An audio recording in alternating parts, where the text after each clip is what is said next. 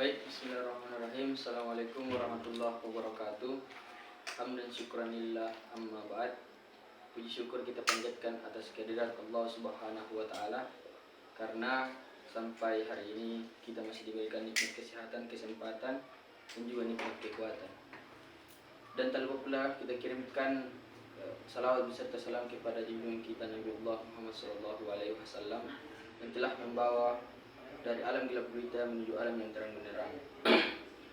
Jadi sebelum itu perkenalkan, nama saya Muhammad Rizky Adil Adham, semester 5, prodi Hukum Keluarga Islam 1, yang dimana pada kesempatan yang berbahagia ini kami akan memenuhi tugas final hukum pidana, yang dimana dari hukum pidana ini kita akan membahas mengenai teori kausalitas. Jadi langsung saja bahwa kausalitas itu sendiri sering kita jumpai ataupun sering dimaknai secara lumrah bahwa kausalitas itu adalah sebuah sebab akibat. Jadi dapat diartikan bahwa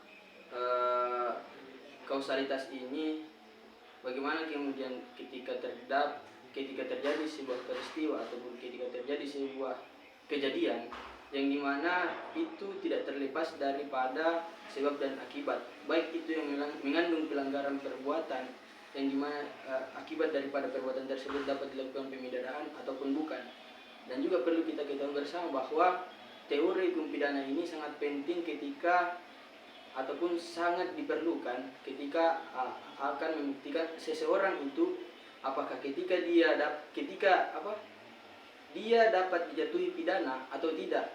Maka disinilah berlaku konsep teori kausalitas.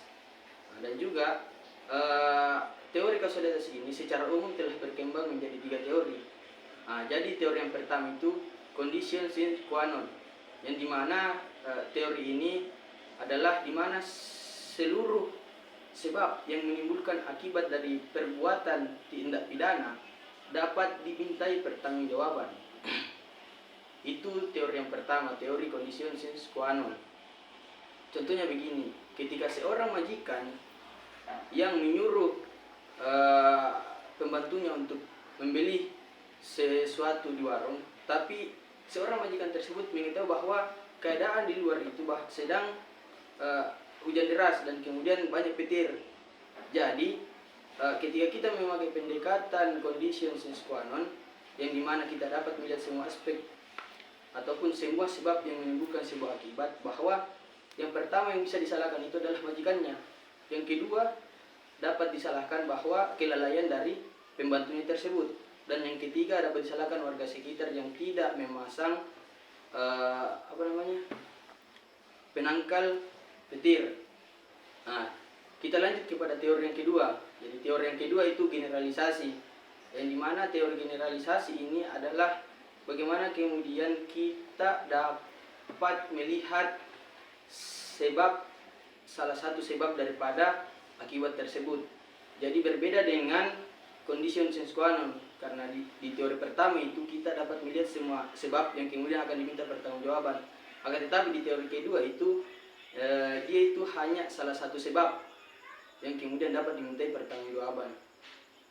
Kita lanjut kepada teori yang ketiga. Teori ketiga itu adalah individualisasi pengujian causa prima, causa proxima, yang dimana teori ini kita itu melihat dari sebab yang paling dekat daripada akibat tersebut. Jadi contohnya seperti ini. Ketika kita menarik contoh yang pertama tadi, bahwa ketika seorang majikan menyuruh pembantunya untuk membeli di sebuah warung, akan tetapi ketika kita melihat bahwa kondisi di luar ini sedang petir, sedang hujan. Jadi ketika kita akan menggunakan teori yang ketiga mengenai causa proxima, yang dimana yang dapat dimintai pertanggungjawaban dalam hal ini adalah sebab yang paling dekat. Sebab apa yang paling dekat kemudian sehingga terjadinya sebuah perbuatan tindak pidana, yakni seorang majikan, karena dia sudah mengetahui bahwa di luar cuaca sedang buruk, sehingga dia menyuruh pembantunya untuk pergi ke warung, kemudian dia secara tidak sengaja bahwa dia telah disambar petir.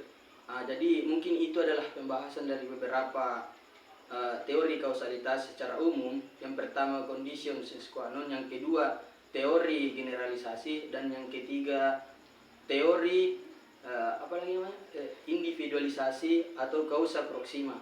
Jadi mungkin itu saja yang bisa saya bahas pada kesempatan yang berbahagia ini. Lebih dan kurangnya mohon dimaafkan. Saya ucapkan banyak terima kasih. Sekian, billahi taufiq wal hidayah. Assalamualaikum warahmatullahi wabarakatuh.